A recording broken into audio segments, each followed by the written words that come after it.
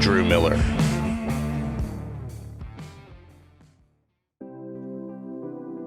Good evening, everybody. I want to take a moment to thank you during this time of Thanksgiving with everything that's going on, virtual learning, the pandemic, through everything. I can't thank you enough for all that you guys do. I cannot thank you enough for supporting the program, for helping your children and our students thrive in such a difficult setting. Each and every day, always being there. And really, from the bottom of my heart, I wanted to say thank you. I hope everyone has a wonderful holiday, is safe and healthy. And we are excited to get started this second quarter and see what the future has for us. Again, I just want to say thank you from the bottom of my heart. Here at Brentsville Turf, we appreciate everything you do. And we hope you have a fantastic holiday. And again, stay safe, enjoy your time, hopefully get a little relaxation time, and revamp for school to start next week. So everyone, please take care of yourselves, and I will see you Monday.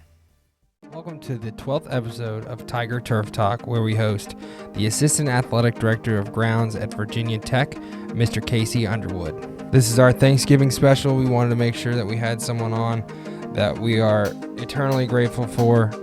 Casey was the man who gave me my start in the turfgrass industry and has taught me more than anyone could ever teach me about not just turf, but life and what it takes to be a good person and leader in any capacity. This is such a fantastic podcast because Casey goes into so many things, ranging from jobs on site with facilities. He discusses the different projects that he's worked on over the past 22 years in his tenure there at Virginia Tech. It's incredible to hear what projects that have come from it.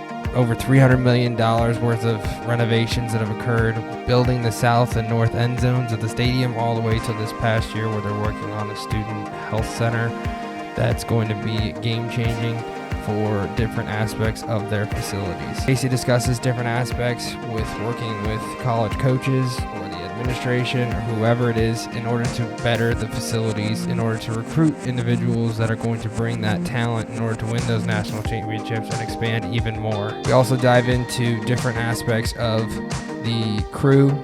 We discuss some of my former co-workers, some of the greatest people you'll ever meet: Andy McReynolds, Emerson Pulliam, Pete Poole, Eric Bremner, all those guys who have spent years and years there, who have built that culture in that shop and really shown what it takes to provide a professional setting in all aspects of facilities. Dive into different aspects of what stadiums have to offer, what they're in charge of maintaining during games, during after games, whatever it takes in order to have the best facility humanly possible.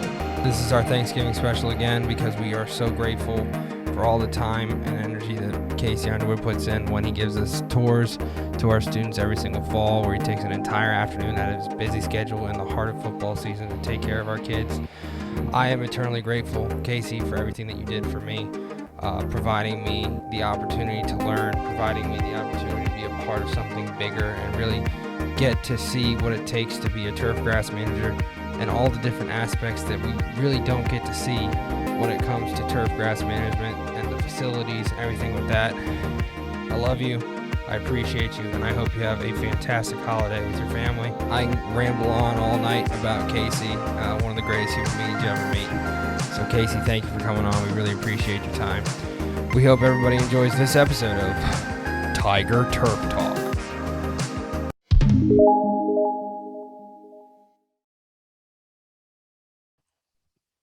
Afternoon, everybody. Welcome to the 12th episode of Tiger Turf Talk. I'm your host, Drew Miller. Welcome to our Thanksgiving special, where we have a very close guest, Casey Underwood, the Assistant Athletic Director of Grounds at Virginia Tech, my former boss. Casey is one of the best guys I know, and we're extremely excited to have him on today. How you doing today, Casey? Very well, thank you. So we're just going to get into it. What I'm really excited about to have you on for is to sort of give the kids the different idea of what your job entails as the assistant athletic director. Rarely do I see you working on a field. Rarely do I see you working on any type of athletic field at Virginia Tech because you're just needed everywhere else. So if you could just give the kids an idea of what your job entails at Virginia Tech, and you've been there for how long now? Uh, 20, it'll That's be a 22 years it's this year, I 22. think. I thought so. So you've been there for some time now, and you've been in your position for 20 of them, correct? Am I wrong in saying that? Pretty much 22. It's just an very evolved Named and position. that's Yes. that's mainly because of you, if I do say so, from someone who has worked for you. Could you just give an idea of what you do? Uh, Yep. Briefly, basically, we just are responsible for outside facilities right now. Currently, housekeeping, grounds, and maintenance all fall under our kind of purview. Our also do a lot more project management, not in the truest sense of project management, but sort of owners repping with inside of projects with capital and non-capital projects.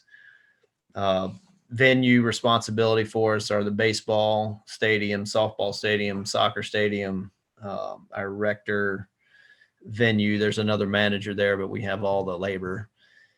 Um, our track venue, lane, stadium, a football practice field, Beamer Lawson indoor practice facility, and the cross country course, and the surrounding grounds around all those venues, and to include a few other indoor venues from the ground side of things. Now, could you sort of speak to the different jobs that are entailed in those spaces? Because a lot of them are new spaces, even since I was there. I mean, the Rector infield indoor used to be the football practice facility, and before the Beamer barn. Could you sort of give an idea of maintenance wise? What are you doing? What are you working on? How has that changed over the years in the sense the track used to be a annual thing where we would put it up and bring it down based on the season and the needs, and now it's a full-time indoor track facility. Just sort of an idea for what you do past just caring for the facilities, if that makes sense. Um, in relation to additional items outside of maintenance So type you, things. yeah, so you were there for the install. What were you doing with install? And I've always said it. I think you save the athletic department millions of dollars for the work that you do because of the experience that you have when it comes to helping with install, doing different items where contracted out is no longer an issue because you're taking the crew and working on different aspects of that. The track venue always is pretty funny deal for me because I think it helped me get the job full time when I was fresh out of college because I had been involved in track installation. So I think it was one of the few things that helped me get hired on first few days of working there. But um, the scope of what we do has a lot to do is wider probably than a lot of folks, and a lot of it has to do with my opinion or attitude of what we're responsible for. And so that it's negative for a lot of folks that work for me because they get sucked into a lot of things that they may not necessarily deem as things that they would normally cover at other venues. But at Tech, it's been something that's necessary, I think, to help with lack of funding. When I originally started there, we were nowhere near budgetarily what we are today. And keeping that mindset, we're kind of moving back towards that this coming year or two. So full circle for us here lately. Some folks aren't used to that, but something to keep in mind as you move through work. So you're a graduate of Virginia Tech. Was it 23 years ago you graduated, or was it? Yep, 1998. What was your experience like as a student? And you said again it was a transition from working as a student into a full-time position. How was that for you? I mean, I obviously worked for you in that role. Could you just give the kids an idea of like what Blacksburg has to offer and what is great about the university? Um, yeah, it's been excellent to me for a long time. Working there as a student was superb. I worked my last 2 years, 2.5 years with the athletic department, um, doing pretty much what I did there. Learned a whole lot about what I needed to do, which, like I say, helped me a lot with having an opportunity to take a job after the gentleman I worked for moved with an older administration.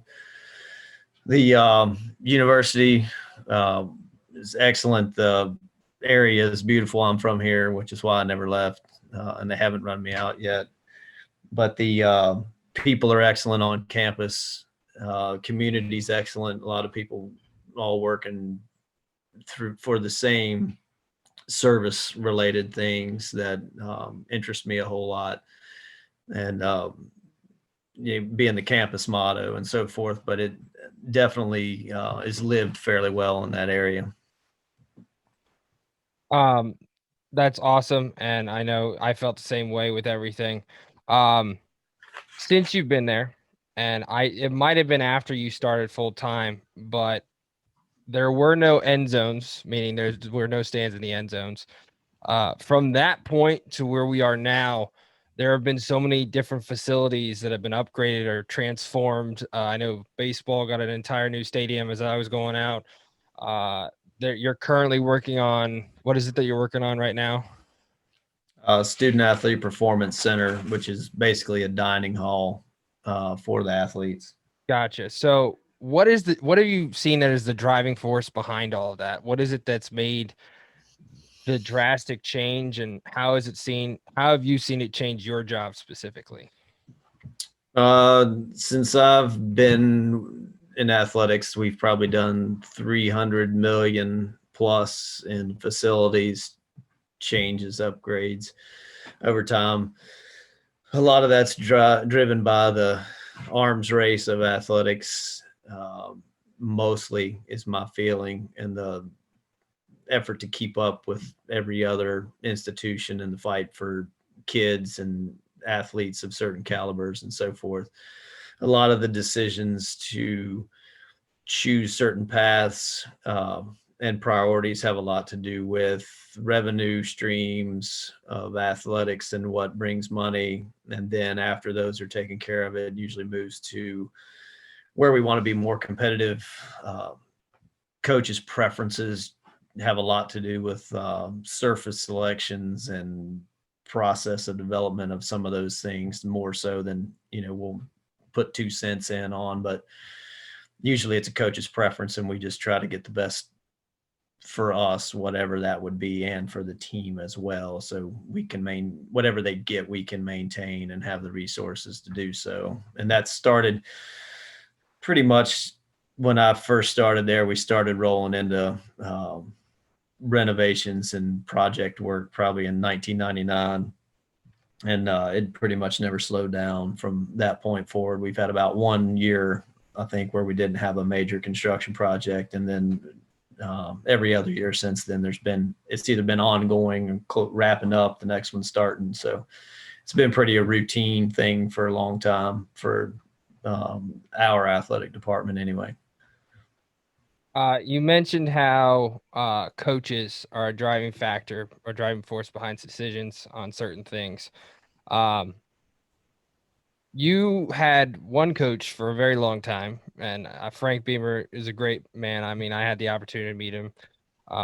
And where did you see change, or what did you see change when you went from, again, Frank Beamer, the longest tenured coach, to sort of Justin Fuente, this new and upcoming coach? Was there any drastic changes, maybe for Emerson, even when it came to field preference, venue preference, any real drastic change on like schedule wise? Because we did a different, enough different things for the football team, whether it was press conferences or other things, setting up for all that. Was there ever a big drastic change between the two?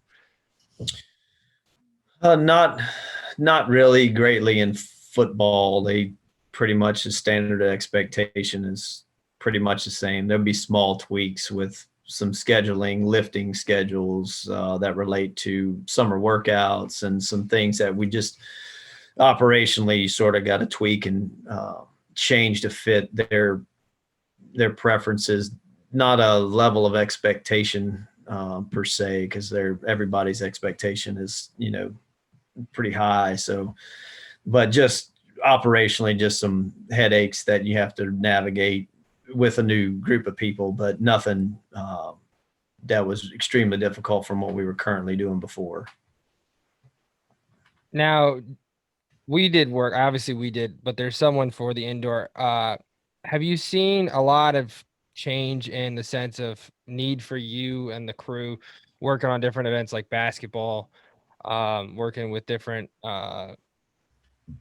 banquets and whatnot? I remember we used to set up for what am I trying to Buzz Williams for basketball banquet. Has that sort of grown to more since obviously we had started doing it? Is there more events that they're adding on since I've left even for you guys and working and making sure everything's set up?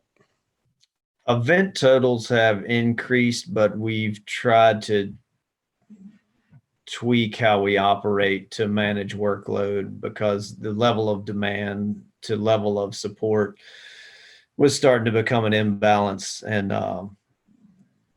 creatively and through some good assistance, we've been able to sort of stem the tide, at least of the constant increase of event management through in-house sources only. We use outside vendors a little bit more, and we've got some great ones which have helped that there. So there's some level of trust. We can count on the level of service outside of our hands. So, but no, it's definitely increased a lot since I was early on starting, because it's a constant stream of recruiting. And basically, I say the arms race for fighting for kids has increased that level as tech has moved itself up in prominence in a large number of sports. But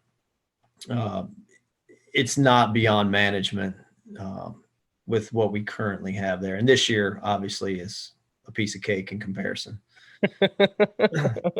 I'm sure they've appreciated that.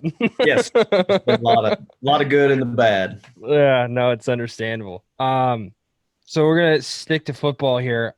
We had Dr. Goatley on for our first episode, and we discussed the modular system on the football field, and it's still in place, obviously. Is there any worry, concern, any idea with all those trays that are underneath there for 16 years now?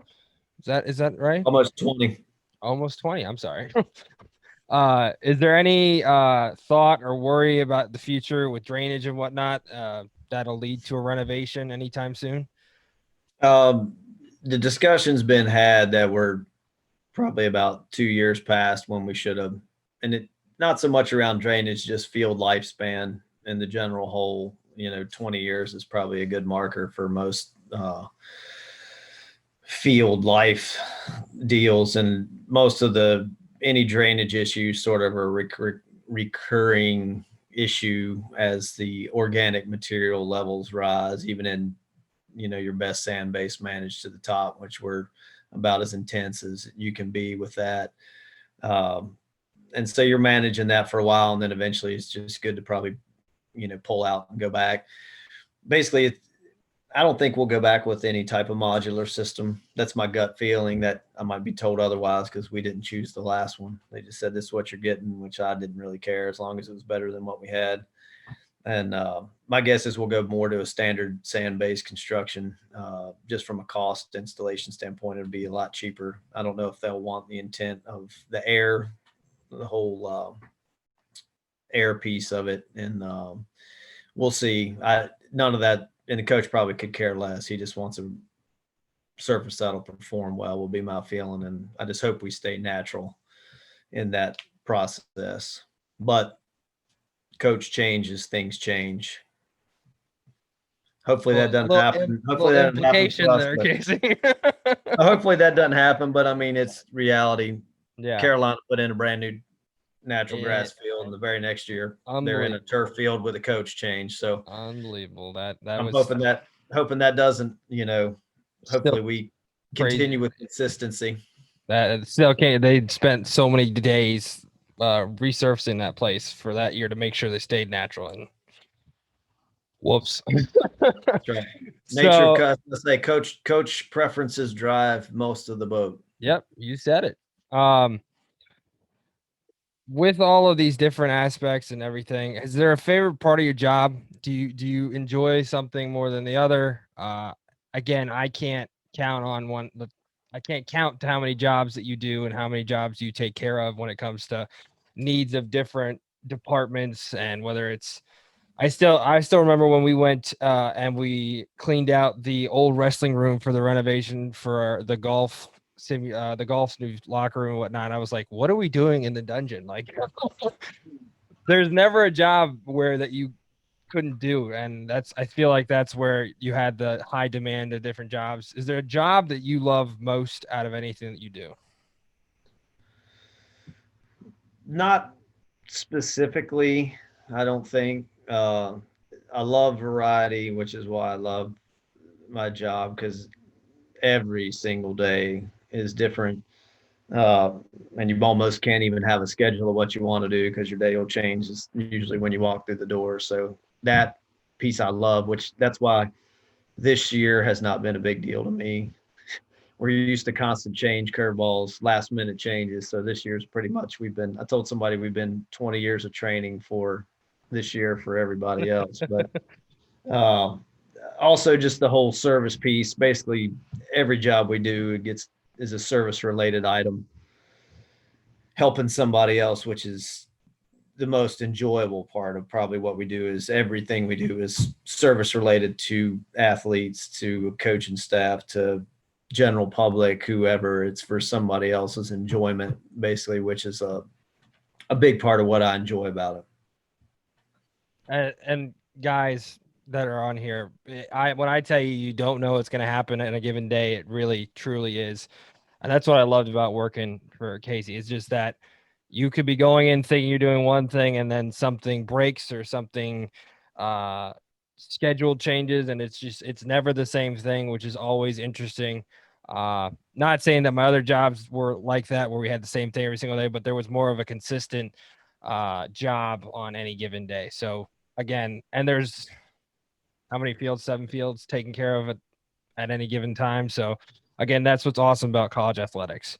Um, so a normal week, it's normal game week, starting off on Monday. What does it look like for you, and what does it look like for the crew? Obviously, I know the answer, but I want the kids to sort of have an idea coming from the boss, sort of what's going on with the crew and getting ready for the game. Uh, Game field crew, which is Emerson and Tyler, will do basically football focus as best they can all week. Tyler has baseball as well, so when fall ball's going, he has to sort of play dance between the both. But painting usually starts. They do practice field Monday, then game field paint starts Tuesday, usually as the weather dries, and they usually stretch it out Tuesday, Wednesday, Thursday, and then touch up Friday. And they do some other field prep related items, but it's mostly a paint focused uh, mindset for that crew. The soccer softball crew has their fall ball stuff to manage, fall soccer to manage, and then we did not have it this year, but in general years they have all the Hokie Village prep set, and they're also responsible for the tailgate guys. Set up roping. No, they don't have a full setup, thank goodness, but just managing some roping and trash set up for that event. And then the landscape guy and myself do landscape prep pretty much all week on and off. He does 90% of it. I just help him when I can. And then if TV's in town, then I spend a fair bit of time with TV Thursday and Friday. They have a tendency to be fairly time consuming with needs. This year has been excellent. In-house productions are the best thing that could ever happen to anybody in the facilities world related to television. They're basically self-sufficient. They require zero need. We had our first televised game against Miami, and it was back to old hat. So 2 days of a lot of phone calls, but Television's very needy from my experience down there. and they're rolling into in their defense, they're rolling into a venue that they haven't been into in a while, and I'm familiar with it. I work there every day, and so do our in-house staff. So in their defense, they have a lot of things they're working in the dark on, but they definitely require a fair bit of input. And that generally, you got your odds and ends here and there's all week. Project cleanups, if we're working with a lot of capital work around us, is always a headache. But to get ready for venue preparation. But like I say, this year's been different than normal. We've still been trying to maintain to a good level, but with only 1,000 people in there, it's next to no one. What does game day look like for you? Say there's a 3:30 game. What are you doing? Where are you located during the game, and why? Generally, and we've basically maintained the same schedule. We tried to shave an hour off this year, but we somehow can. Last game we did, but 6 hours before kick, we can usually do all of our prep, landscape, final touch up, trash pick, that kind of thing. Field crew does field set, tarp out, helps manage visiting team needs as needed. The Hokey Village crew is all day long between setup, management, tear down. That's basically an 8 hour to 10 hour job over there by the time they're done, dealing with that festival, for lack of a better term. And then I'll move into game management stuff. Sometimes about 2 hours prior to kick, maybe an hour and a half prior to kick, where we do help manage the plumbers, electricians, elevator mechanics, building technicians for heating and cooling and inside the buildings, coordinate with our housekeeping contractor who's managing restrooms through my housekeeping supervisor, who's excellent. Deal with just any headaches, logistics that come along related to operations of stadium outside of your ticket takers, ushers, and those kind of things. Broken down golf carts. We have 32 golf carts on rent to help manage moving people around and so forth. So it's usually a quick passing day with dealing with issues and problem solving. So usually a lot of fun. This year I've watched more football than I have in 20 years probably, due to the fact there's nothing going on during the game. But so I could tell you a little more about tech football this year probably than in previous years, before I was a useless tool in that department. Come on. And you're up in the north end zone, not end zone, north side. No. Yeah, west side West on the side. 7th floor, basically on the roof. It's excellent vantage point for operational awareness and control. And again, we're down on the field during the game. There are different events going on. Like you said, Hokey Village, we would be tearing down middle of the game, making sure everything's cleared out. So again, there's a lot more to it, and he's able to instruct based off of where he's at, and he's always the guy somebody calls when something breaks. Could you sort of explain Ronnie Turpin's role? For those that know, when I scream Ronnie, this is the guy I'm talking about. Yeah, Sorry, Ronnie's been there as long as I've been there. He worked there before me and then came back, and he's done everything in athletics. He's done turf management work, maintenance of all kinds. Basically, now he has totally gone to maintenance work where it's as needed, problem solving, light bulbs out, to leak in the building. We got sheetrock repair, painting, any of those on the quicks that we just need to solve problems. And he is one of the best team players we have. He'll clean, he'll mow grass, he'll do whatever has to be done if somebody's out, short, whatever, and he doesn't mind doing that. But you always have a room in the facilities world for somebody who sort of just basically all the guys I love because they're all multi-talented and it's required for what we do. But he's been around forever and gets where we've been and where we're at, and excellent employee and great person to have been with for 20 years. And with Ronnie, there have been some times during games where For those that don't know, Enter Sandman is a song that plays at the beginning of the game when the team enters. And Virginia Tech is known for jumping to the point where the Richter scale goes off for an earthquake. Do you know what the highest number was? I can't remember. I do not, but I But definitely know they've managed it. I'm surprised the stadium's still up. That's just me. But it was funny because there would be videos of people moving the bleachers that had broke from being jumped on during a game, and Ronnie is always the guy that's in that video. To that, has there ever been anything insane, crazy, what was the craziest thing that's ever happened during a football game that you had to manage, whether it was from the crew or uh, whatnot? You've had enough opportunity with 20 years being there. What was the craziest thing you ever had to deal with when during a football game? I thought about this when I read your questions, and anymore I'm like hardly surprised by anything. But Gotten to the that point, huh?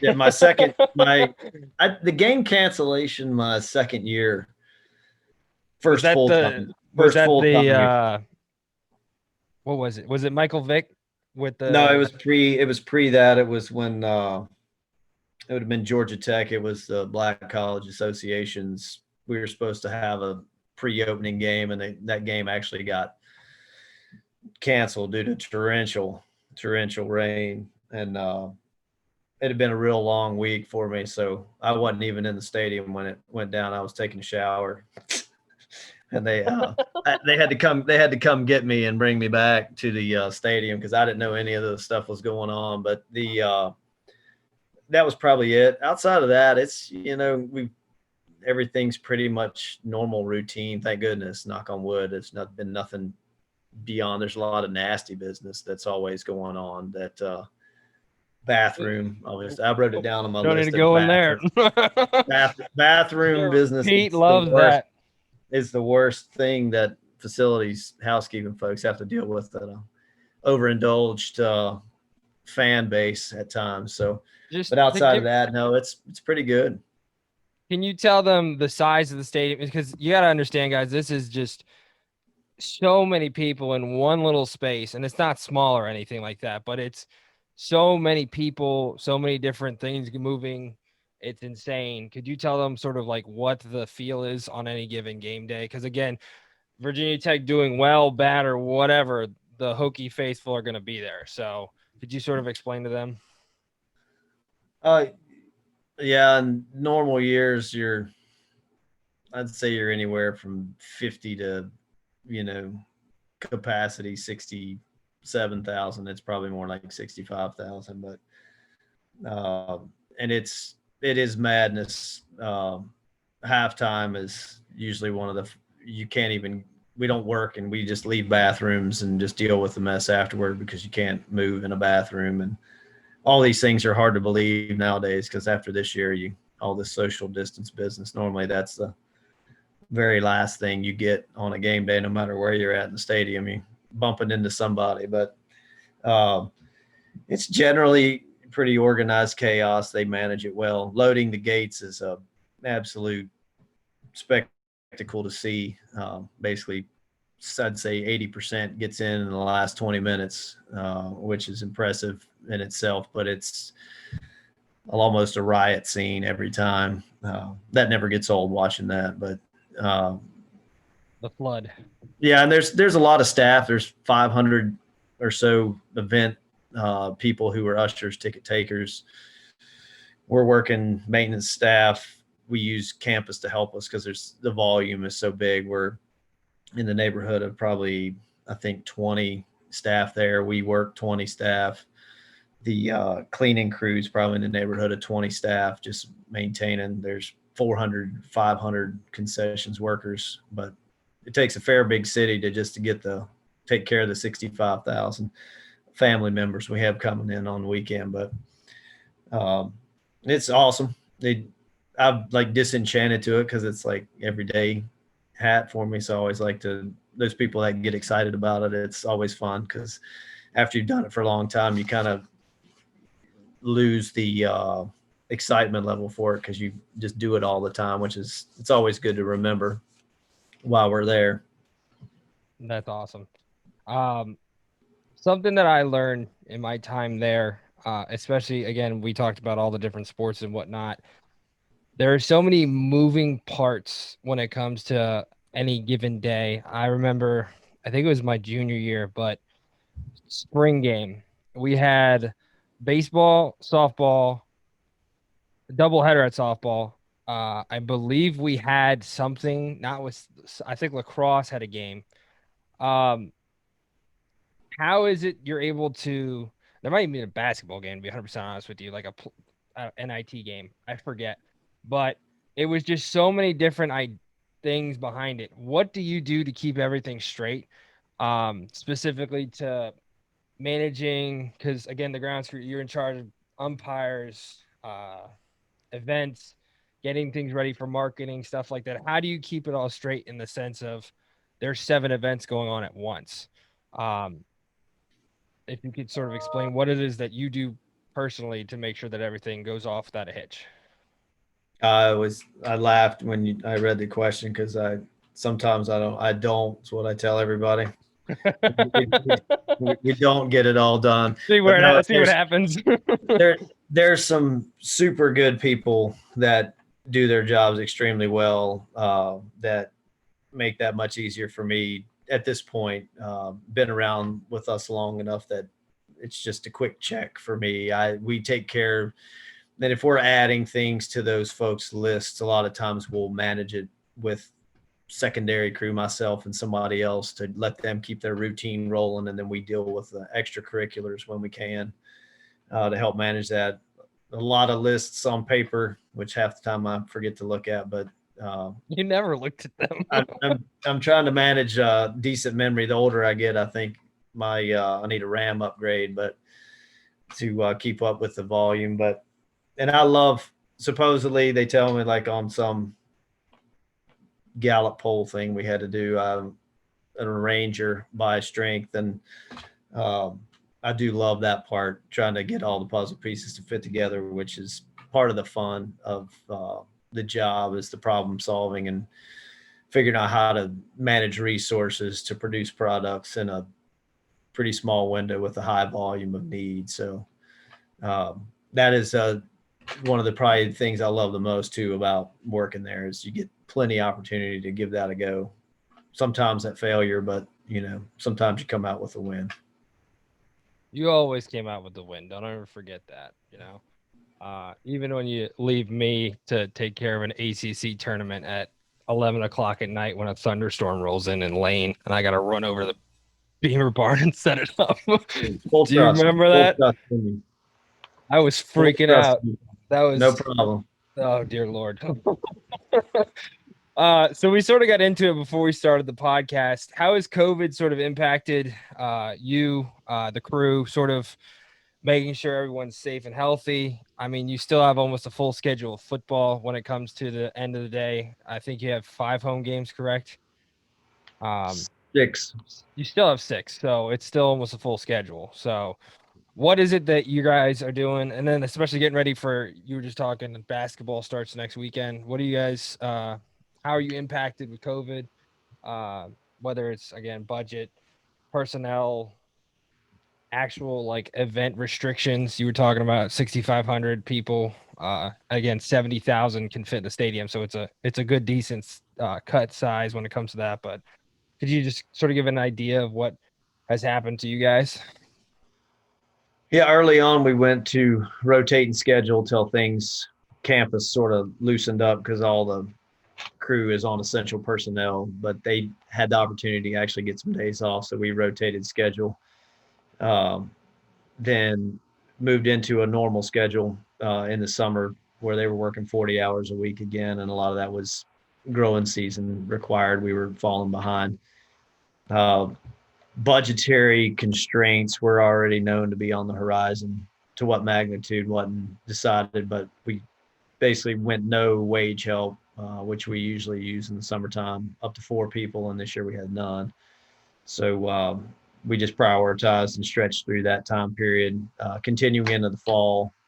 we picked up a couple kids because the workload related to event management was going to go up, which it was reduced, which was good. We only had 2 kids working probably 20 hours a week each to help manage the workload. And we fell behind in some areas. Like I, prioritize, make some concessions in spaces where we could sort of, as bad as you want to make it sound, to like sort of let slide a little more than we ever would. And then a lot of that just driven by budget necessity and some level of mental health for my guys so they weren't losing their mind me working to death, which is what we normally do. But outside of that, it's been great. Been around a whole lot of it because there's been a lot of kids on campus with it. We managed our students pretty careful with where we were in shared space with them because our crew is pretty isolated from everybody else, and in their personal life, they're not a get out and get it kind of people. So, small family type deal, but knock on wood, everything. And he doesn't go out. What? Oh, Yep. Well, but that kind of thing. We've been lucky, and hopefully it stays that way. We had one other facility guy in the indoor crew actually had gotten COVID, but and he was out for a couple weeks. But a lot of it just helped us prioritize primary and backups, things that maybe we haven't ever talked about. And thing where like if I'm out, who's got me? If Emerson's out, who's got him? Just some stuff to help you be more deliberate about, having some of that laid out in a plan. So those things were good. But it was pretty much, it was a good year, normal year for us is what I always say. It just, we did different things than we normally do, but there was still plenty of work to be had. Moving weight rooms, temporary weight rooms, manage the pod business with all the governor's requests for, phase 1, phase 2, phase 3. Good learning experience. A lot of things there. We helped with campus testing. They're doing testing in the stadium, so we've managed a fair bit of setting up and dealing with them because we have the largest area for that type of work. And man, it's been a good relationship there. We've gotten some help with a couple kids that needed testing in our group so they could get home. They pulled off quick for us, so those were good relationships to have. But no, it's been excellent. I'd say it was the best year I've ever had from being at home as well in 22 years. Spent more time at home at a normal hour than ever. So which is very uncommon for you. Yes, and all the guys that work there. It's just that part of this year has been well received. There's been a lot of headache, but there's been a whole lot of positive for people in our neck of the woods. There's a good upside for having restrictions and whatnot. So yes, that is 100% correct. It's always good. You were talking about a couple of the guys, and we sort of mentioned a few. Could you sort of give an overview of the crew, who's doing what and what their job sort of entails, and give an idea of sort of like some things that we all came together and we had to work on at any given time as a crew. Yeah, I mean, just if you could give an idea of what their jobs entail, that'd be awesome. Emerson is basically football and football practice, and he is the Tyler is his assistant at football, and Tyler's the head at baseball, and Emerson manages Tyler by line of sort of the branch down. Yes, the org chart.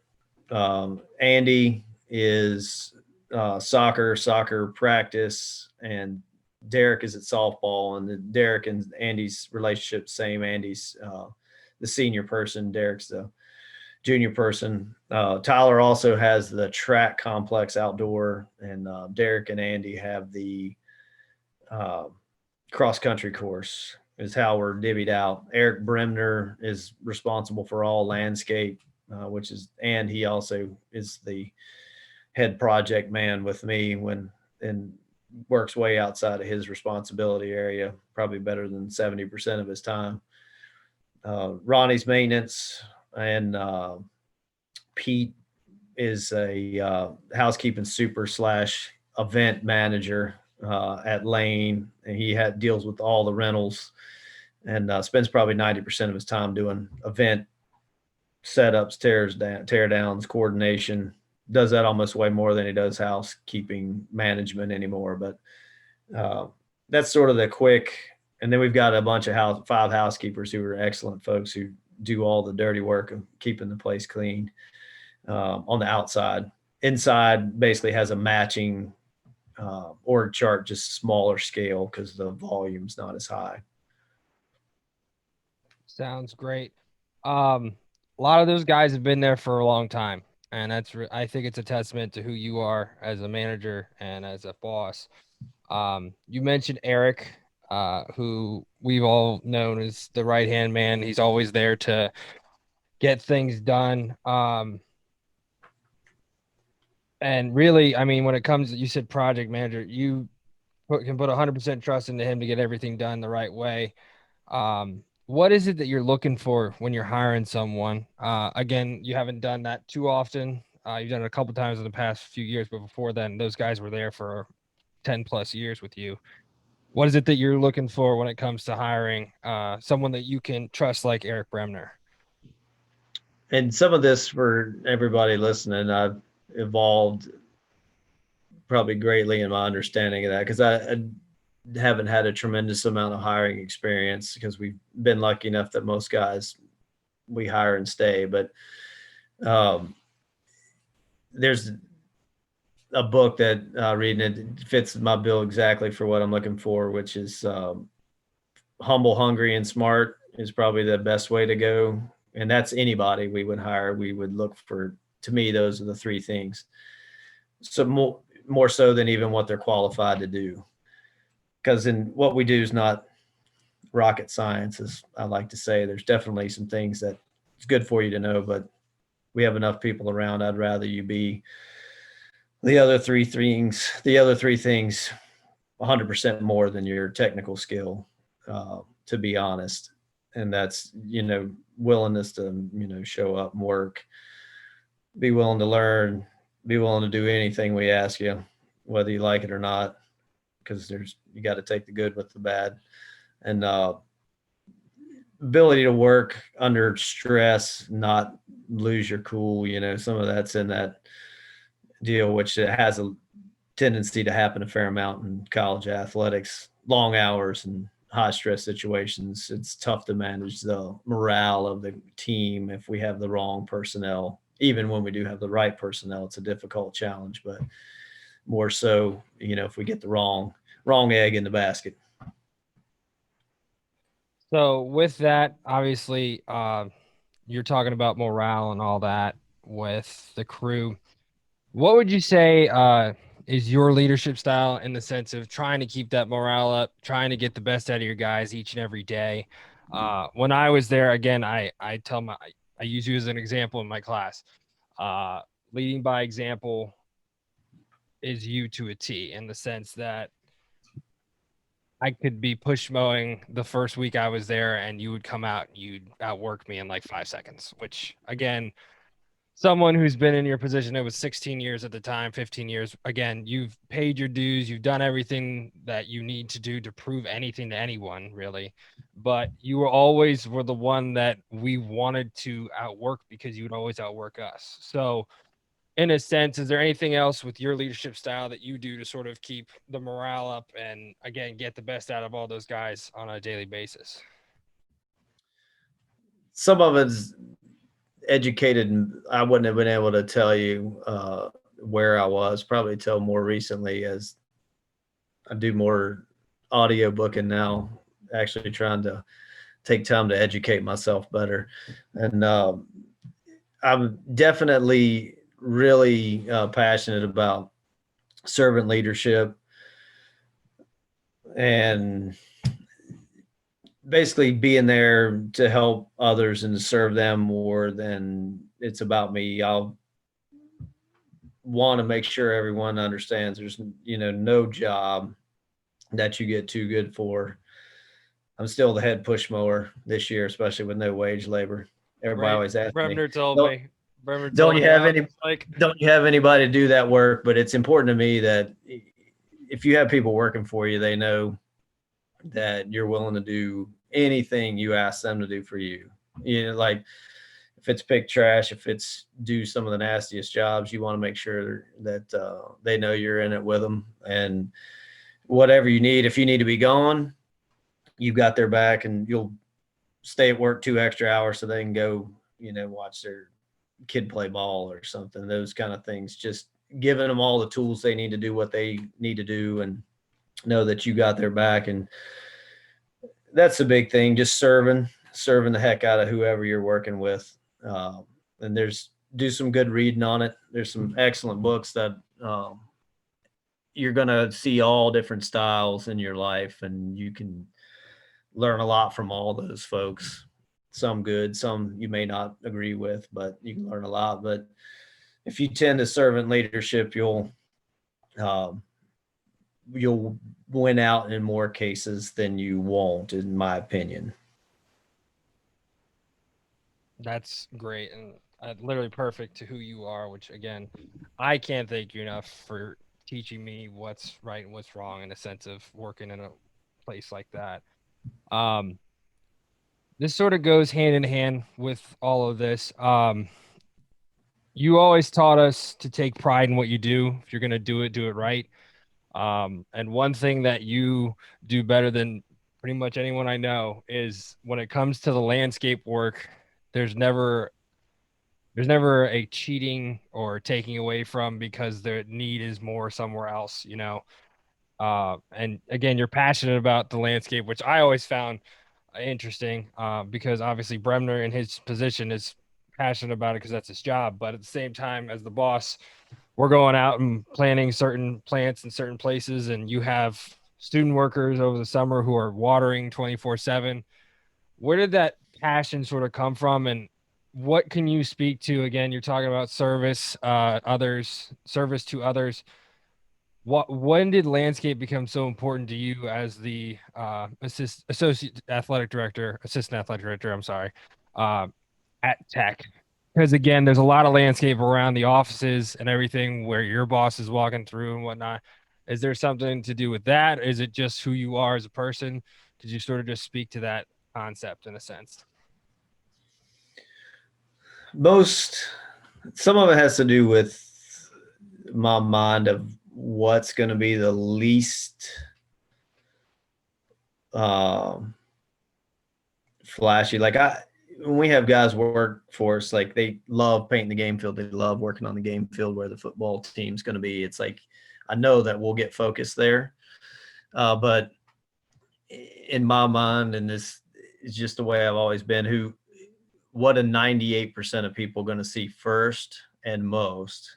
And that's not your field. That's not your it's what's outside your building. When they get out of their car, it's the first thing they're going to see and be welcome to your place, whether that be a recruit, a fan at the game, just a kid coming on campus to, go to school there.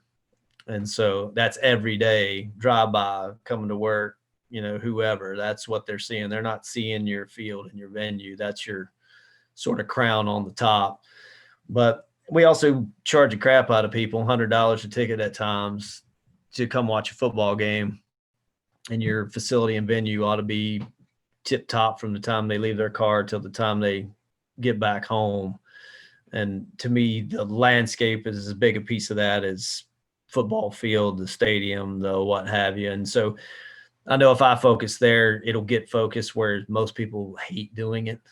To be honest, everybody loves the field work. They love the other stuff. And I don't mind it. I like the landscape, and it's a good pride spot for athletics. We get good props from campus as the standard in that area. And, that's what we're after, in my opinion. Like, we want to be leading in as many places as we can lead. And I don't want that to fall short, because nobody wants to do that work. Basically, sports field guys hate landscape. At least that's my general take. The most guys, that's the number one complaint. I got to work with you and Bremner. What are you talking about? That was the best part. No, I agree. But most people in the field business, it's just a sidebar. And to me, like, you don't want to lose sight of the focus that it has a fair high importance to me. You're recruiting folks just like everybody else, and the landscape, is part of that whole facility piece for that, Yeah, for soccer sure. coach, football coach, so forth. So that's where that comes from me as a And focus point. once all said and done, there's more acreage of landscape. Am I wrong in saying that? It's definitely in there. It's at least equal to, Equal to the fields, yeah. and it requires a lot more work from a detail standpoint. There's just more of a pain in the neck. You don't have as many people tearing it up on you every day, but you definitely got a headache, on your hands. Yeah, for sure.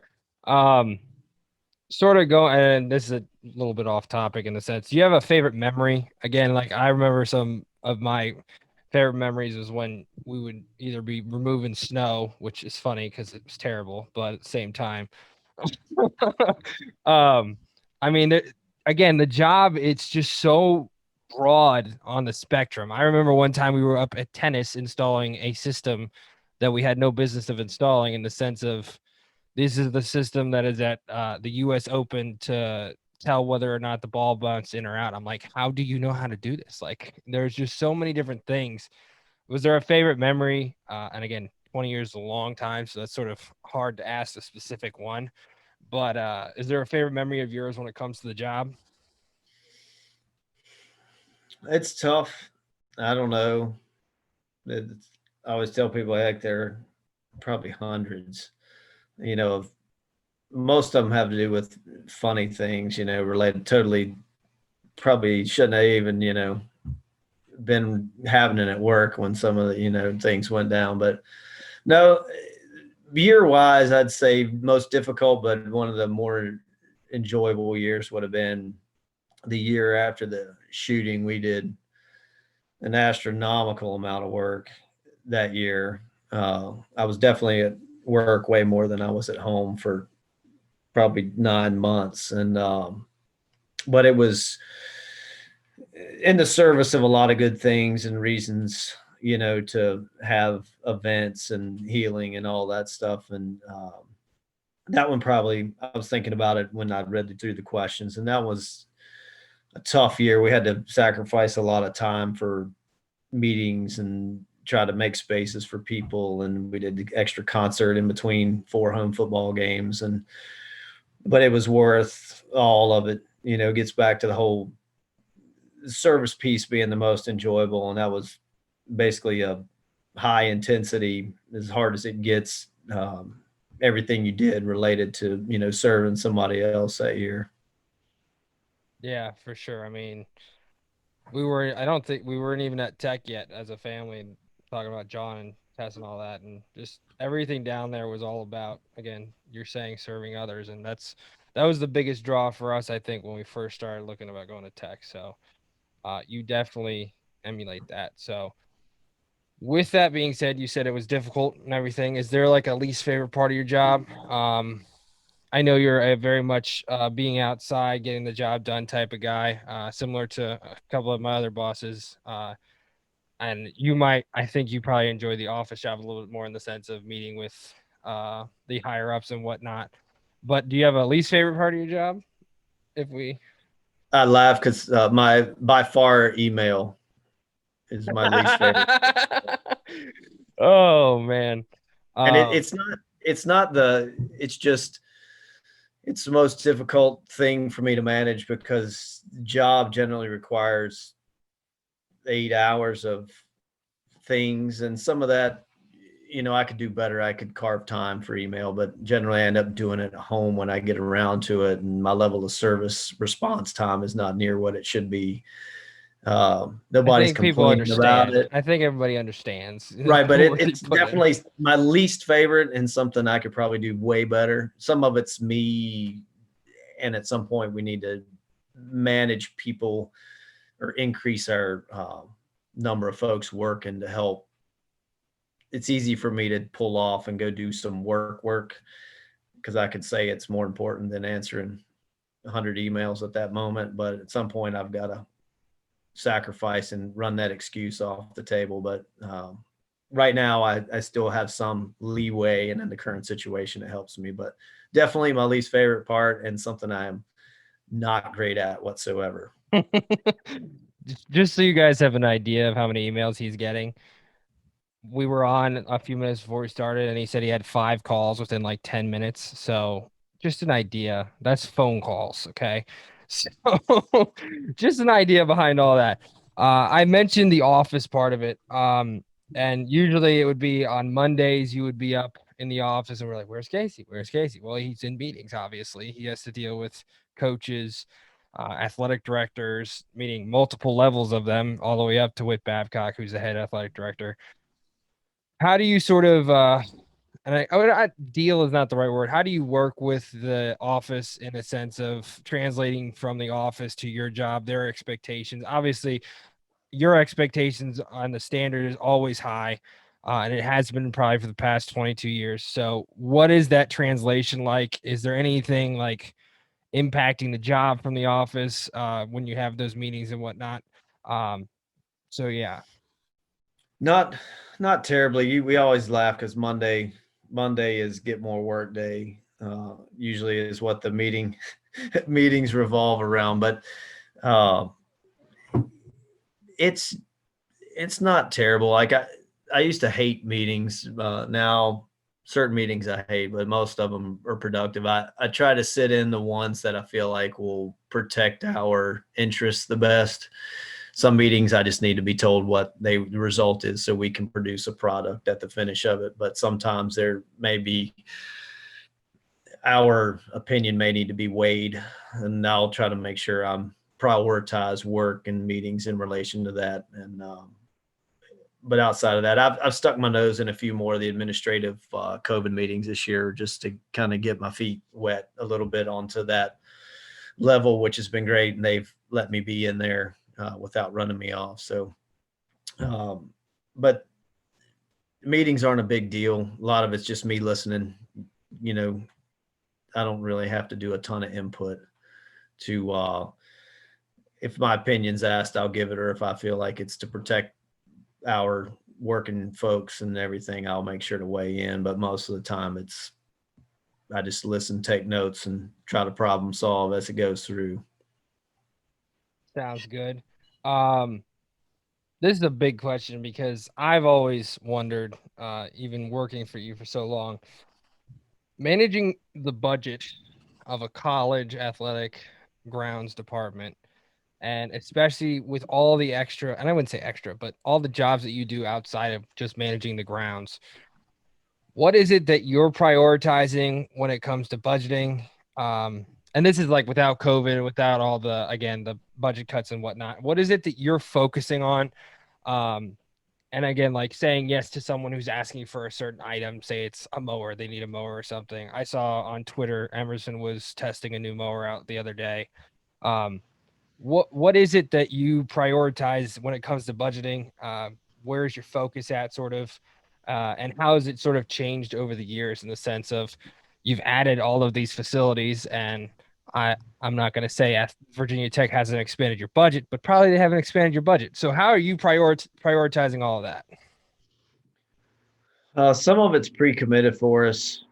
Just keeping the building standing requires X amount of dollars, and that number continues to increase as we do it. Not to the level of what we need it to, but it's pre-committed. It's easy for me to manage. Other than the fact that's just to maintain. That doesn't count anything that breaks. Uh, and generally, so everybody's aware.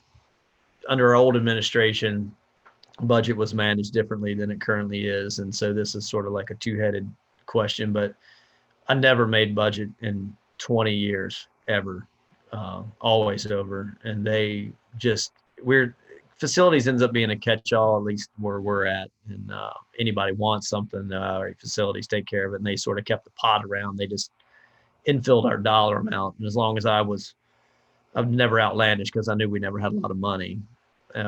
They just infilled. If I was over 120 grand, usually you could track it back to 3 projects. They said, "Yeah, let's do them," and we just ate them inside in house. Currently, with new administration and the constraints pre-COVID, even we have to manage a lot tighter. I'm definitely more involved in doing a bunch of budget reconciliation. Learned how to do pivot tables last year so I could help evaluate accounting.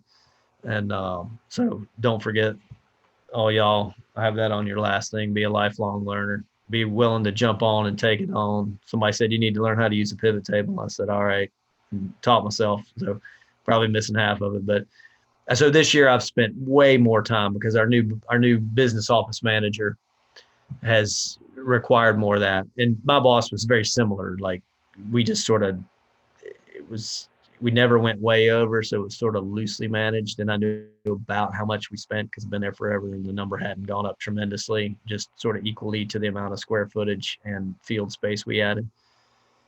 But it's something that I've spent more time this year with foundation and project accounts in accounting than the previous 21 by a long shot. I spent a whole lot of time doing Excel spreadsheet and budget reconciliation, and that's just to manage project work. We basically are on a no spend and always are related to new equipment. And it takes some probably good 2-3 years of planning before we can do a large capital expenditure of like that kind of nature. It's slow, especially in a state-run organization. For sure. Um, you mentioned a little bit in there about different. I don't know what's right. Mr. Weaver to Mr. Babcock. Um, was there any big sway? Because I was actually there when that happened, so I didn't notice any big difference. But was there any big like sway, like of manner in which you had to go about doing your job? Um, was there ever a meeting that you had with Mr. Babcock, or he knew Casey Underwood was Casey Underwood, and everything was going to be done the way it was for the past 15 years when he got there?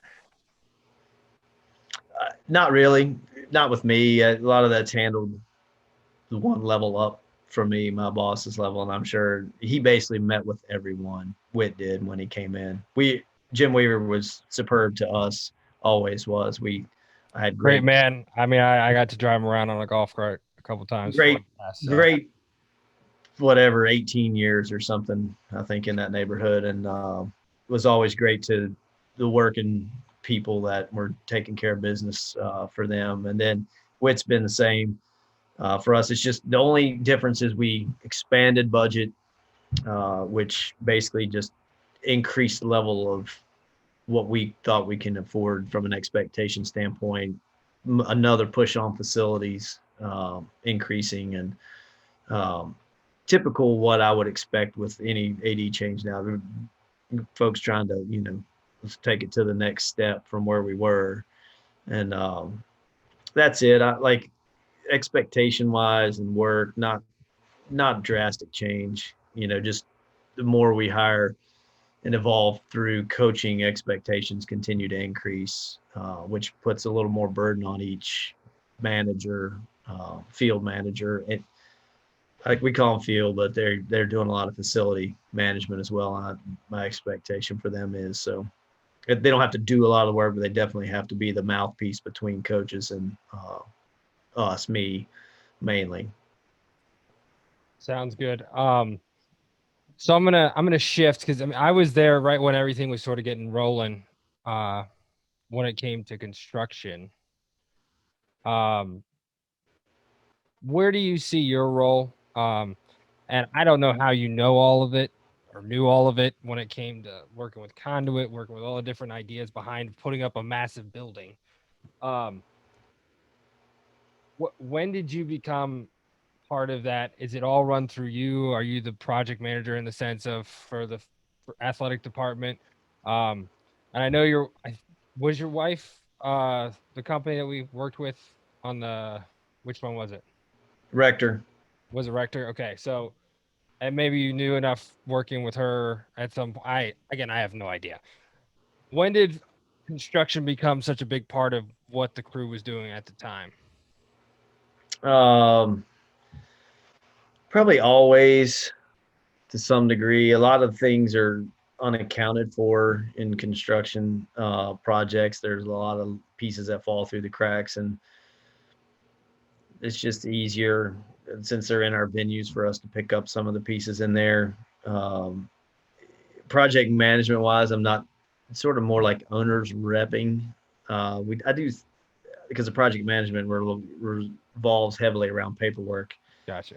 and I hate that. So I do a lot of I You do a lot of sort Thanks of and emails. impressing upon more so now than ever before. But Tom's allowed me to interject more later on, like making sure our interests are followed through. If there's a question that comes up about something, I can impress upon what the athletics opinion would be, what we're looking for, and the usage of that. And then from a facilities maintenance, I get to two-edge sort it. Uh, I could say, hey, that doesn't work. We want to use this, or like if we're doing some field thing, you're like, all right, hey, that is horrible for us. We want to go this avenue. From the design perspective, get to if we can get in early on, and then setting some of the basis of design stuff has been excellent. More so and a lot of this I've learned over a long time of observing, asking tons of questions, getting burnt. Like, you get something, you're like, why in the world did we get this? And you're like, because this is what was drawn. And, like, so some of that's just education, like tons of education. I will wear you out with some questions. And that's where most of the knowledge I have is I ask a lot of the better uh, resources I have who've been on campus a long time about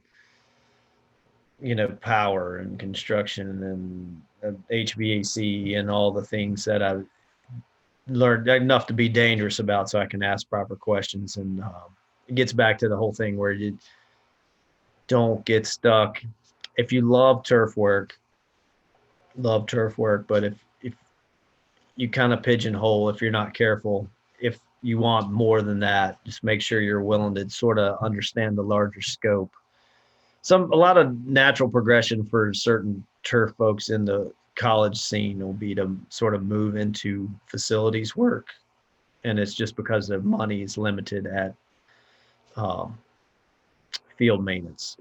If that makes sense to Sure. everybody, but so be willing to learn a little bit more, even if you don't have a great interest in it. Just know enough to be a little dangerous in some areas, and know when you need to step out of, hey, I don't know what the heck I'm doing. I need to drag somebody else in. But I love knowing all that stuff, and I don't like people to be able to talk about something I don't know about, at least enough to be able to understand the conversation. So I've tried to maximize every avenue I can related to facilities, expanded knowledge of systems, and whether it's network stuff, all the computer hard side. I'm a horrible software guy.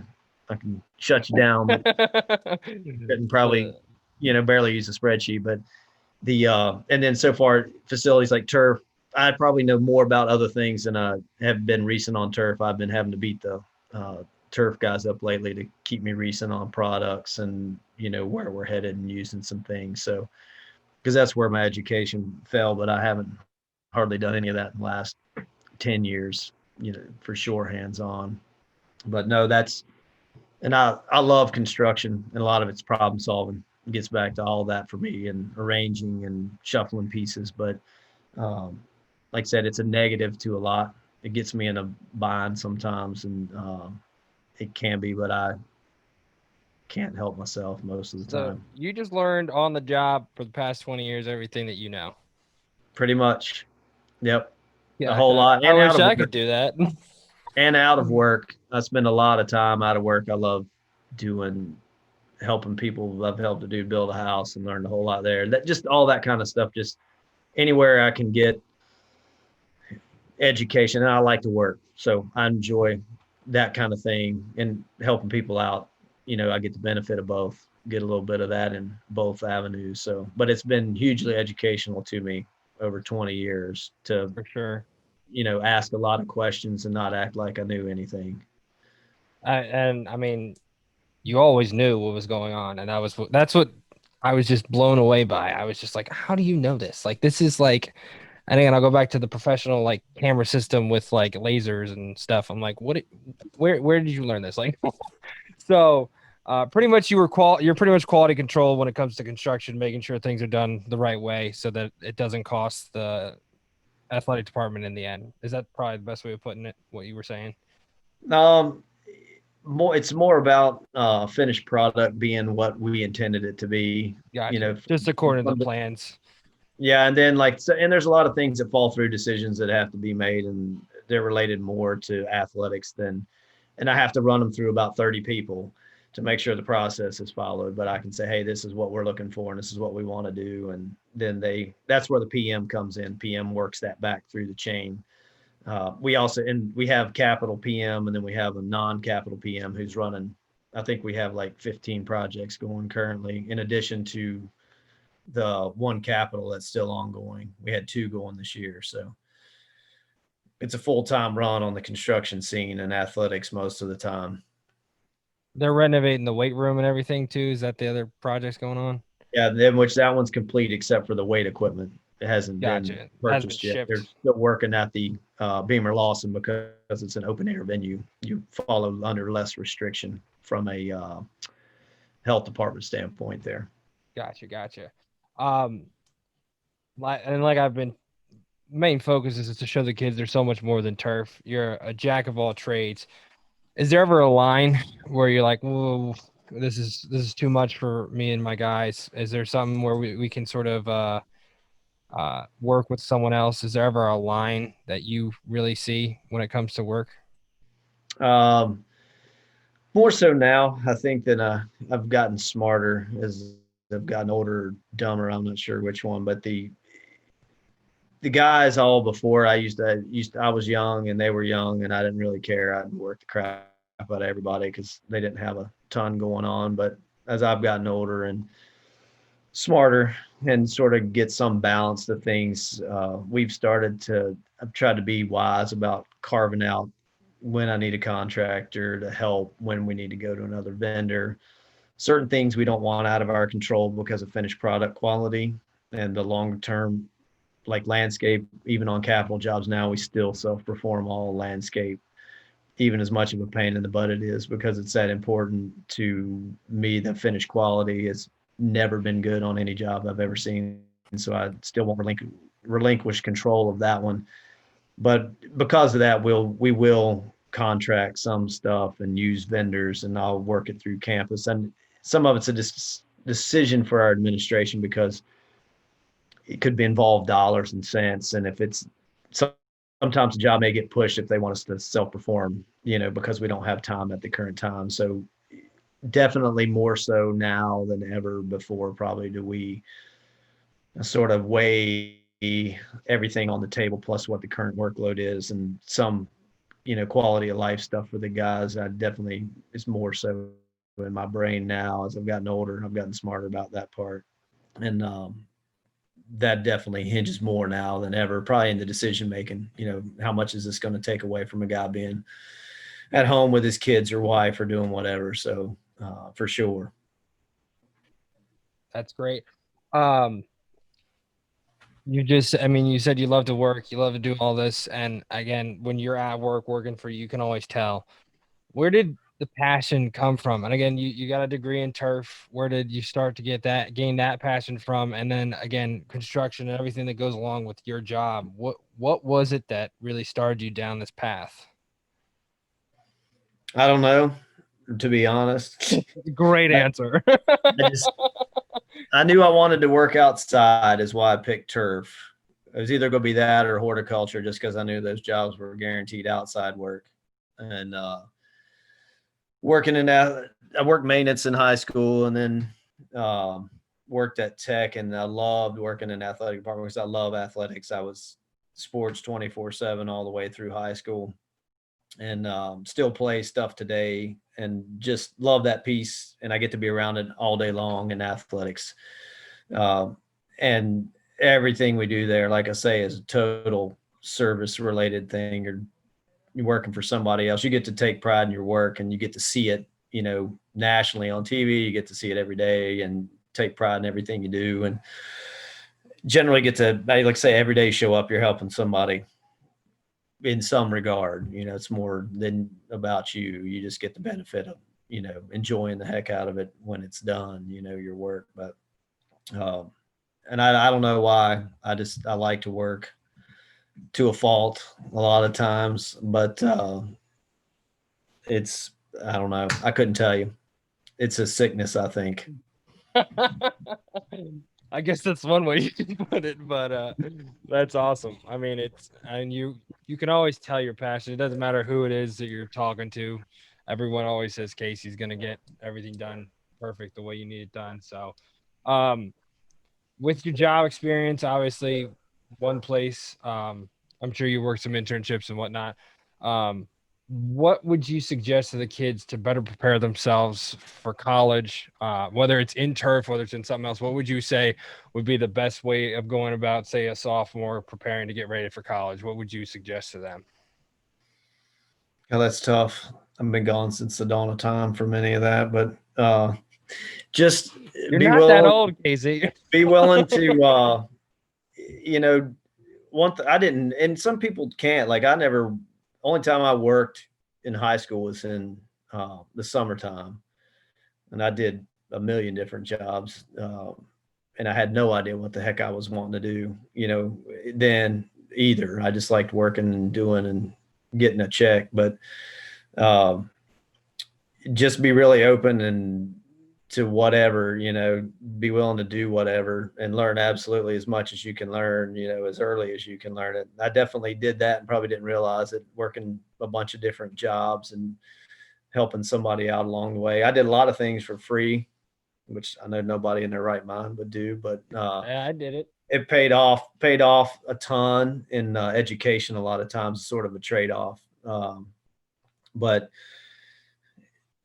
just be willing to do whatever, you feel like you need to do to get where you're going. And then when you like get to college, try to keep that rolling the best you can. I was not a good example of what to do in college. I worked a lot more than I went to class or did very well on grades.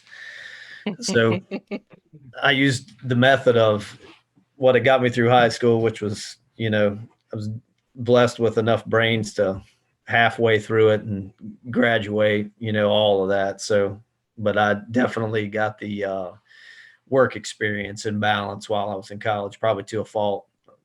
I did graduate, thank God, Which but it wasn't because I had a high grade point average that I got a job out of college. Gotcha.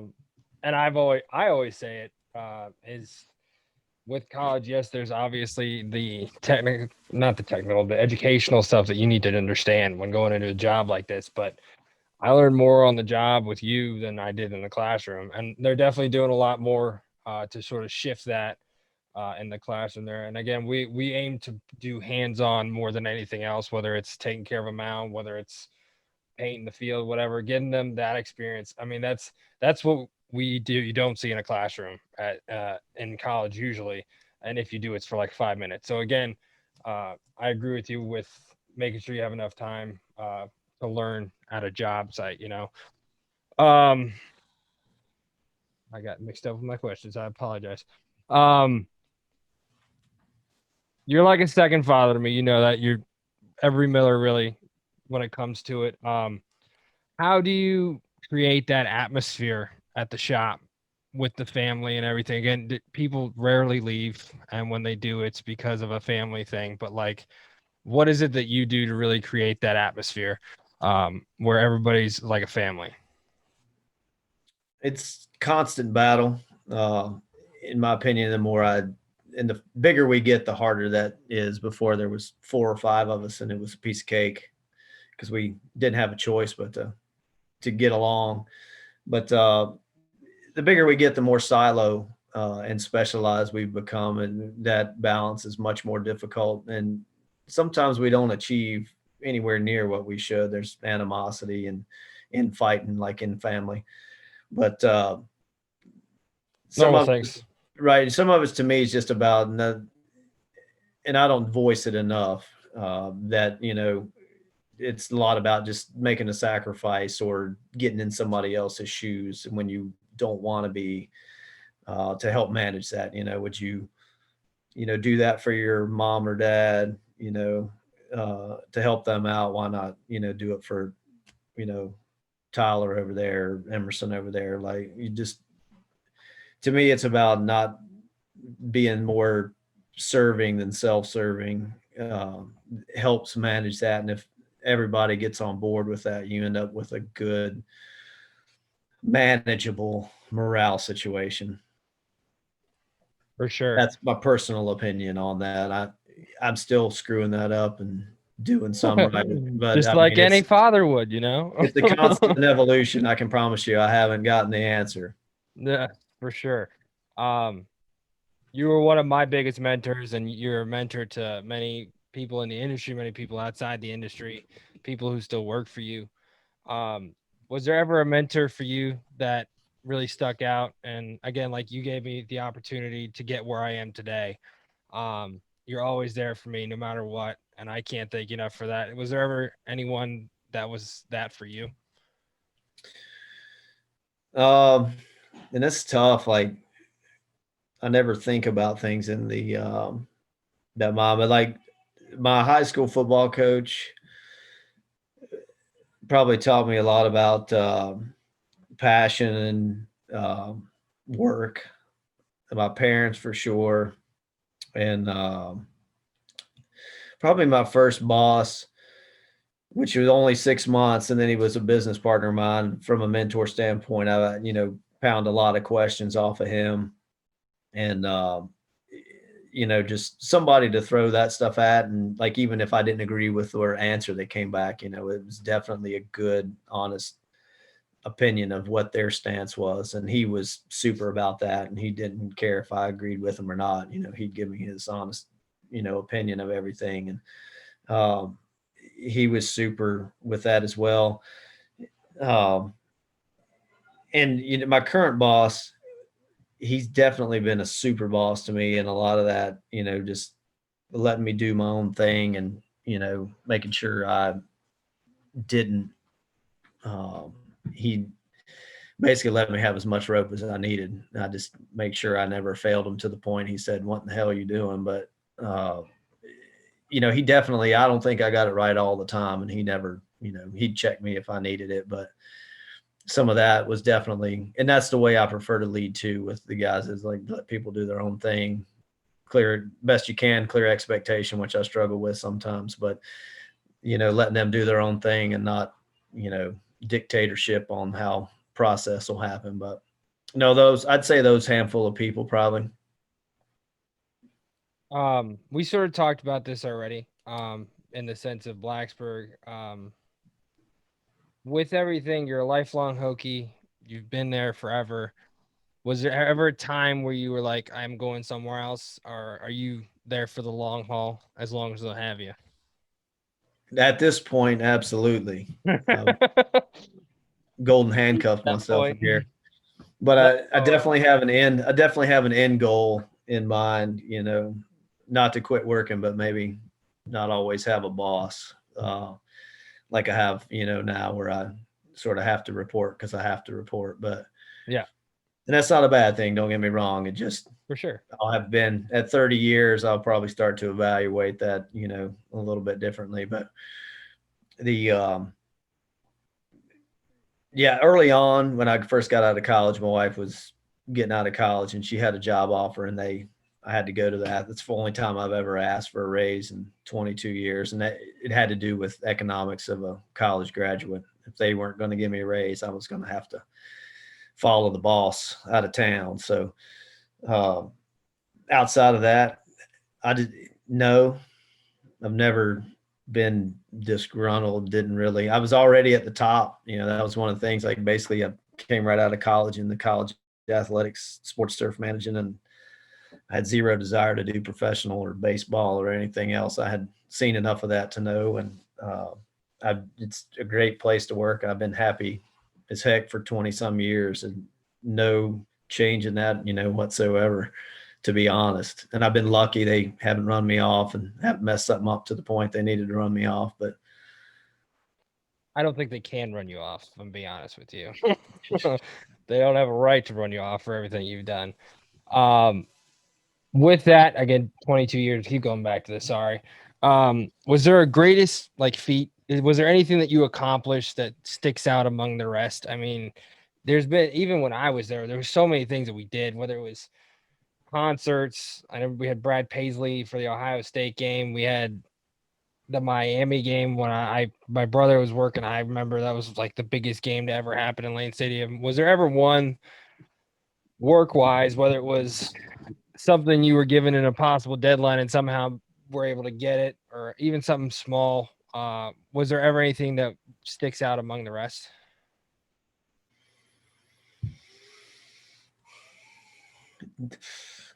Not really. I love I love getting challenged, and even if I don't think I can get something done, or we as a group can get something done, I'll say, all right, are you willing to let us give it a shot? And then we've Yankees prep when they expanded that, expansion was a fun one that we did not finish. Like we didn't actually finish in time, but it was Oh, I forgot a about lot. that game. It was a whole lot of fun getting there, even though we didn't get finished. He's talking about the New York Yankee guys. They played at in Blacksburg. That was that same year of the After basically the the spring after of the yeah. shooting stuff. But that's why I say that year was a madhouse. And that was one that they didn't have a way to get the project done, but needed done, and we did a lot of it self-performed, and a lot of people suffered greatly for that. But it was awesome in my mind. That's memorable to me. We've done hundreds of those though, and in addition to that, that's why I say I love job, because it's a never-ending stream of that work or opportunity for that work, basically. And a lot of it's on impossible deadlines when somebody wants to tell you can't do it.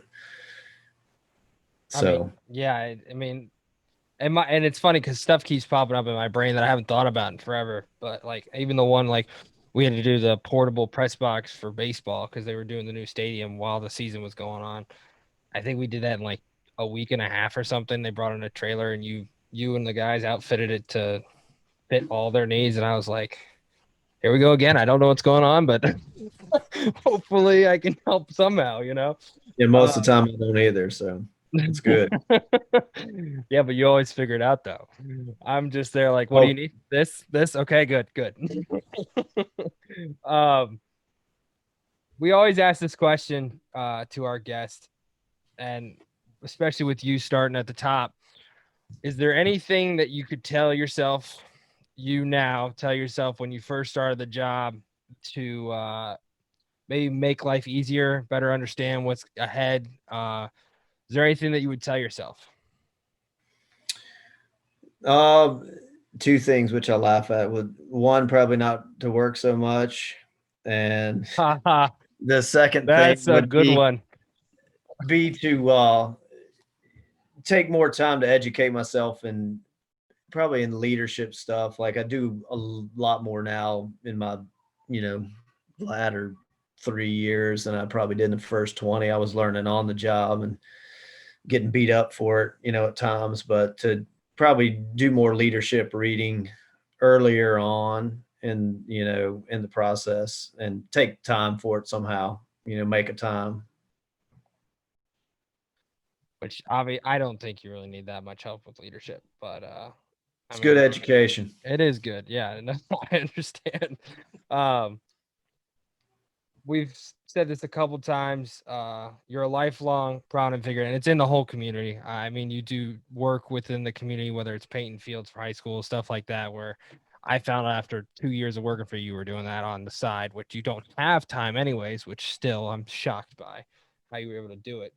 Um, and this really isn't a great question for you because I know how humble you are and how keep the light off of me, focus on other people, please. I have a job to get done. What do you want your legacy to be? And again, you were just talking about 30 years being your own boss and whatnot. What is it that you want to sort of leave behind when you're done at Virginia Tech? Most difficult one you've that was on the list today, probably for the reasons you say. I don't think in these avenues very often, but probably just to be a good servant to the people who've worked with me, um, the community and the athletes that I serve, and outside of that, kids and everybody related to the outside community away from my, tech community, probably. And that's pretty simple answer probably, but that's probably as No, good as I it's can do. no, that's and I can tell you it's already like that. There's not much more you can do to improve on that. So, um, and here's another thing we usually do at the end when we're wrapping up. Is there any words of wisdom? You sort of talked about one of them already, but do you have any words of wisdom for the kids? Again, high schoolers looking to start their lives, whether it's going into a job right out of high school or pursuing a degree or moving somewhere and doing something new and interesting. Yeah, I threw a couple things down here, all philosophical junk. So if y'all don't Hey, that's that leadership education that you're getting eat right in there, now. we'll see. But be patient for sure. Nothing will happen as fast as you want it to, and a lot of things will happen um, that you don't agree with or don't understand why they're happening. And just make sure you, as I tell everybody, like emotionally detach from everything and get what's good out of it. Uh, Whether that's somebody being teed off at you and chewing you out, there's a reason they're pissed, sometimes not good, but like there's usually some nugget of good information in there that's learnable. I learned that in high school. I got chewed out a whole lot. So in athletics, I learned how to deal with that, and it trains you well for coaches who are a little more difficult. Um, Nobody cares as much about your work as you do, and their priorities are totally different than yours, as in, i.e., coaches. So a lot of times they'll do stuff that you're like, why in the world won't they change? And you just got to remember we're service related folks and we're here to serve and do their billing. And you just hope for your victories when you can get them. But don't take that personal. I promise it's not that they don't care about you. It's just they got a different focus that brings food home to their family. So that's easy to forget. And guys and ladies lose sight of that along the way. So don't take that personal. That's something I see in a lot of young people starting out is a mighty struggle. Just don't take those things personal and put yourself in their shoes. And there's a reason they have priority, whether you agree with them or not. Um, don't ever get complacent in your work.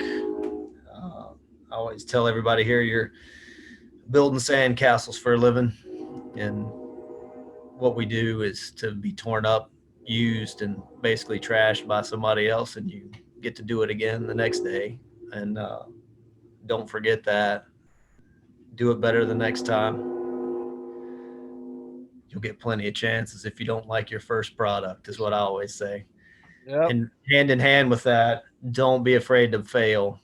I know more now than probably any time, and a lot of it's because I've messed up so many things. People are like, well, how do you know that? I'm like, well, I screwed it up the first 3 times I did it, so I learned. But don't be afraid to fix your own mistake and ask questions. That's one of the biggies I see with kids. They're afraid to try because they're afraid to mess up. And some people are more receptive to that. So if you ever get in the position to receive someone who's, don't be accept to, or don't be afraid to allow some people to fail to get to the end goal. And I think that was pretty much it. Those are probably my philosophical things I've learned along the way, that'll help you. Most young people don't, they're instant gratification folks. And our society's made that much easier now than it used to be. For So sure. For sure. don't sweat the stuff I see people sweat these days. Just keep your head down and hammer down and enjoy What the heck out of it.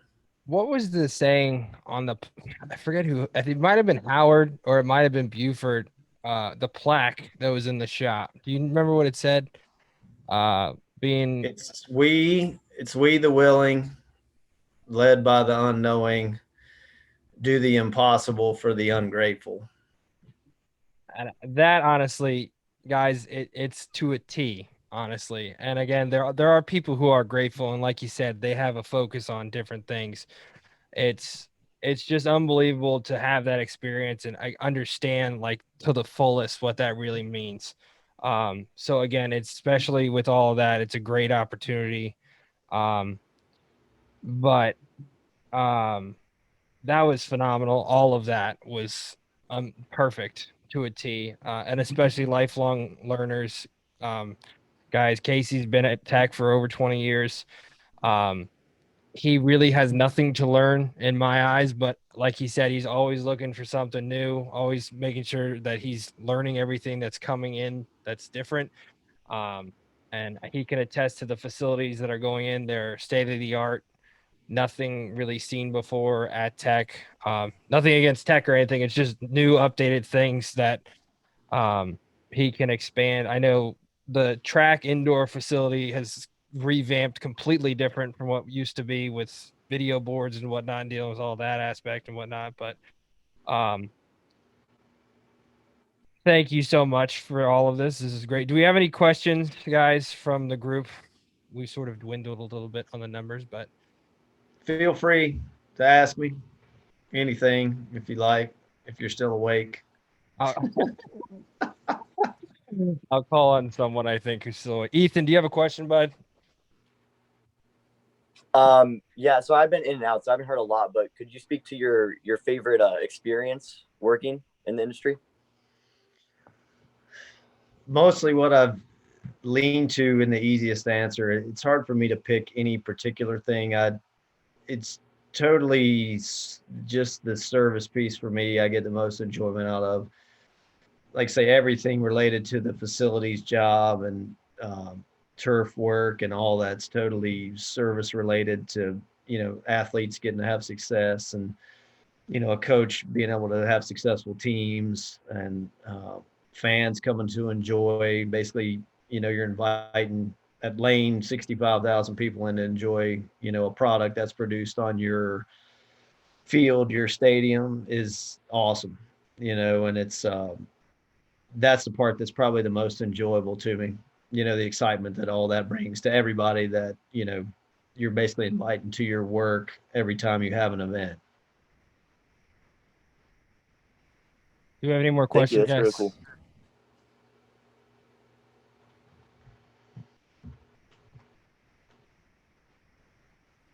All right. I do want to say this.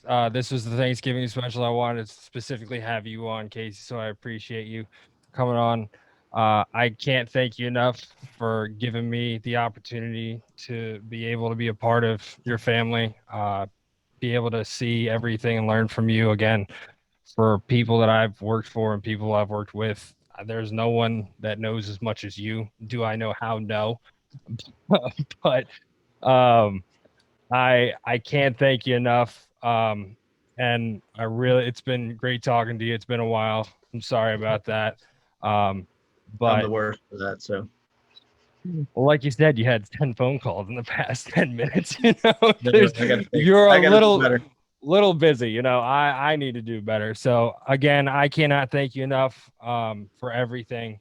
I love you and I appreciate everything you've done for me. So Thanks to you as well. And guys, don't believe anything he says about me. Most of it's probably not true. And come on. thank y'all for enduring, all the ones who hung in there. What do you guys say? Thank you. Thank you. Absolutely. Y'all have a great year.